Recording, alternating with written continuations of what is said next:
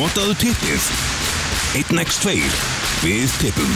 Teitur, liggur ekki beinast við að spyrja þig út í bikarleikinn í samhengi við þessa frammistöðu í kvöld? Ég veit það ekki. Ég veit nú líka að gefa Njarðvíkingunum smá próf, sko. Mér finnst Njarðvíkingunum bara að vera með frábært lið og allan hef ég ekki kynnst öðru í gegnum árin, sko. Það við erum að spila við á í Stjörnunni. Það var engin undantekning í dag nema þeir voru bara skrefin og undan okkur í flest öllu bara frá fyrstu mínútum fannst mér og hérna áttu skilurinn virkilega skilið. Marvin er ekki með í kvöld, það augljóslega tekur töluvert frá hópnum.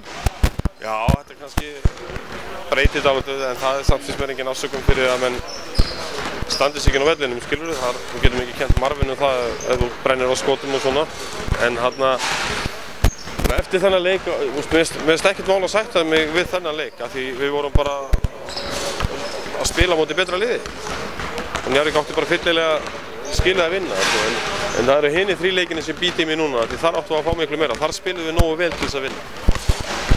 Þessi, fyrir þennan leik í kvöld, þá voru Njarðvíkingar eflaust búin að rifja eitthvað upp tvíframlengdan leik sem þeir töpuð á heimavelli en kannski sem er dýrt hérna fyrir ykkur er að innbyrðisviðureignin fer. Já, það er bara annað að keppa aðskilur, þú veist.